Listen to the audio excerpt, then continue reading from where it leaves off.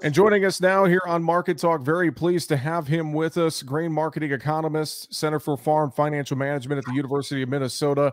Ed Usset is with us. Ed, great to catch up with you, sir. How are you today? I'm doing great, Jesse. Thanks for having me on.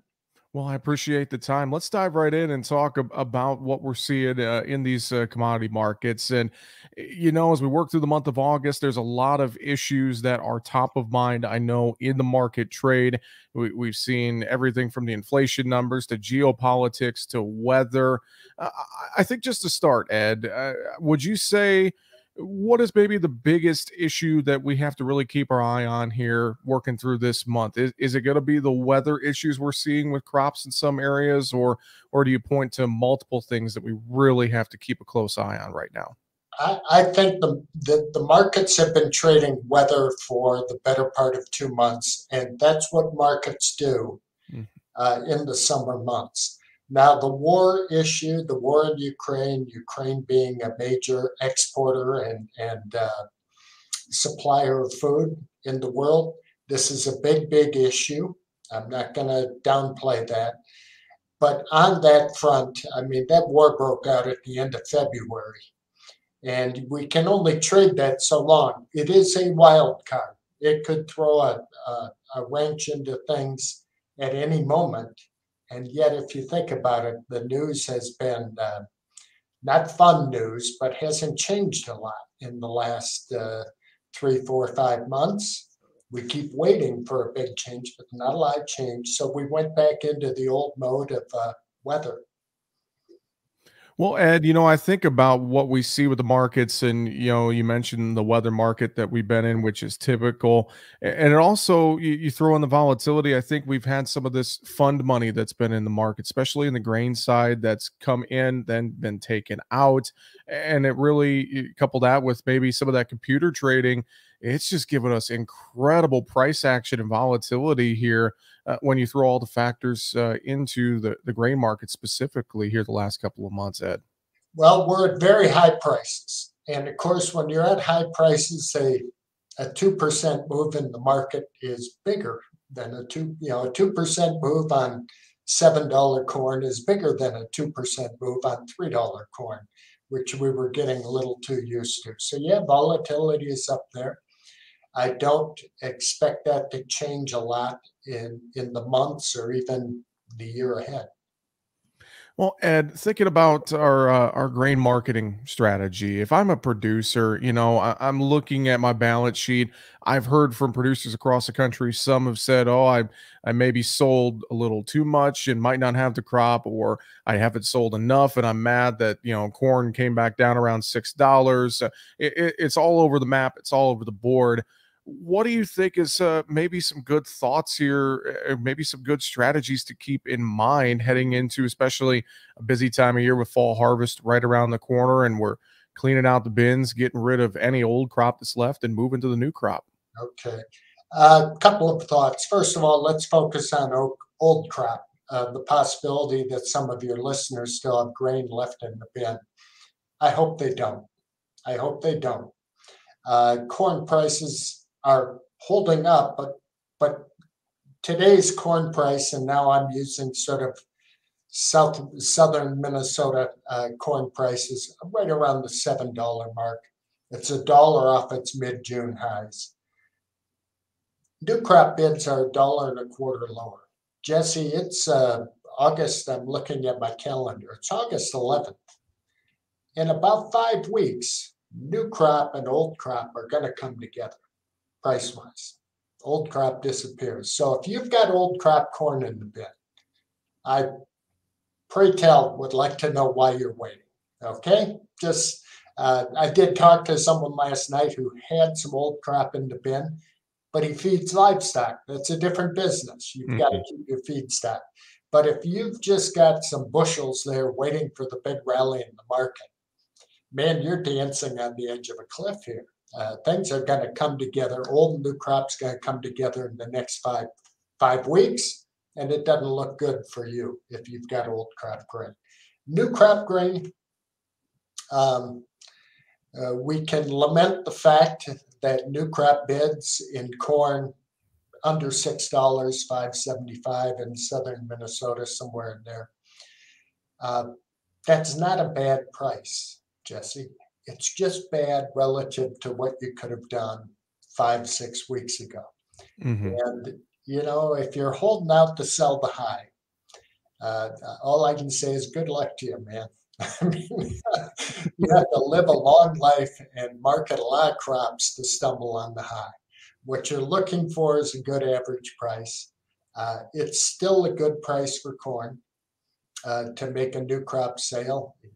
I'm not necessarily suggesting you have to sell it all, but there's still room to get in there. And in fact, Jesse, you've got a lot of listeners out there. They have to be careful. The grain industry has changed some in the last decade. There are elevators. If a big crop is coming, uh, there are elevators who will not guarantee you a home for your corn if you don't have it priced with them. They might say, look, we've got a limited amount of space, we're building a pile, but we have all these commitments from people who have already priced for us, and we're going to save the space for them. You have corn? I don't have room for it. So your listeners should know what the situation is in their area and get something done if they need to.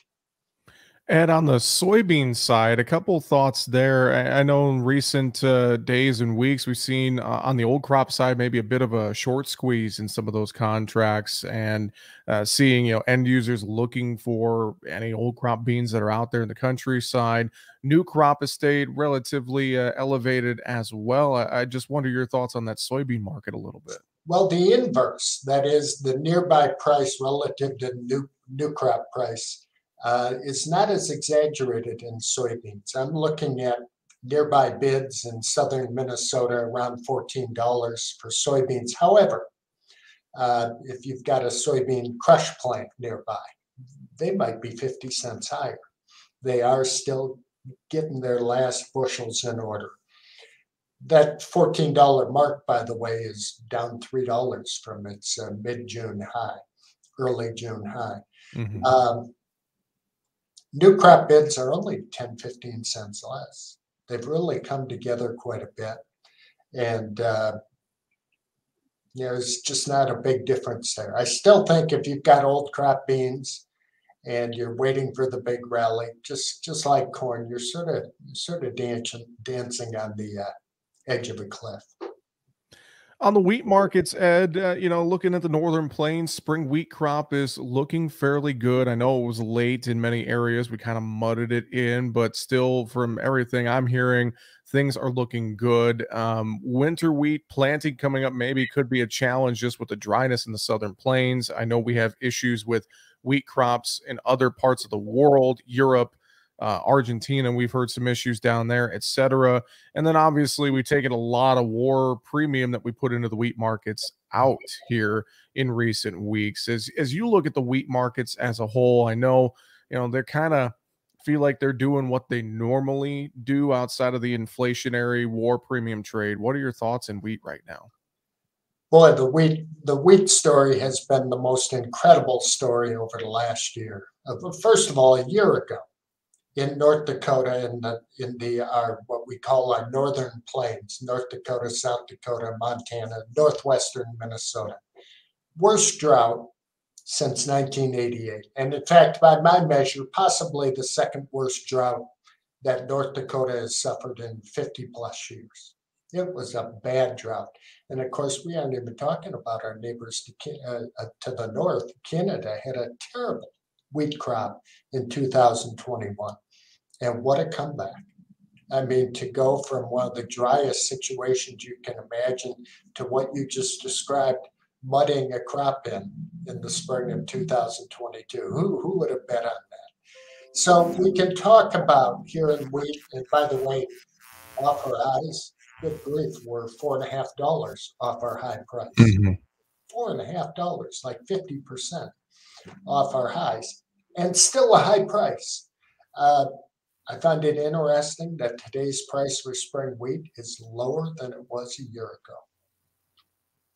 Coming out of that drought. I mean, I guess I'm not surprised, but man, we were over $13 cash price in May of this year. You talk about the problems with different crops. And I don't know why we're ignoring this, but the spring wheat crop in the US is going to be very good. Our neighbors to the north are going to have a great crop.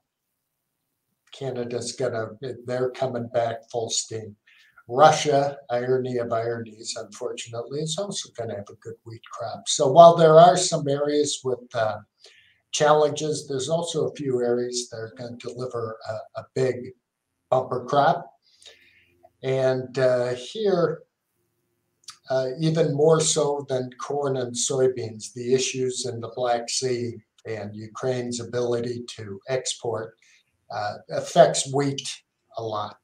So that's a good thing if they can move grain out of there. Well, Ed, I also want to get your thoughts on the issues between the U.S. and China over Taiwan. Been in the markets here a little bit as well, and obviously that's a big topic I think to take on. But China, of course, a huge player in exports from the U.S.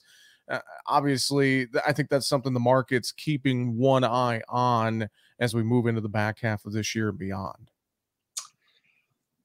I'm not a geopolitical expert. I'm far from it. I'm like anyone else listening there. I don't. I mean, I read about the issues. Mhm. I'm not ignorant about them, but how it will play out is beyond my ability to predict. And Mhm. yes, we're going to watch what China does. I think all we do is watch what they're doing, watch their purchases.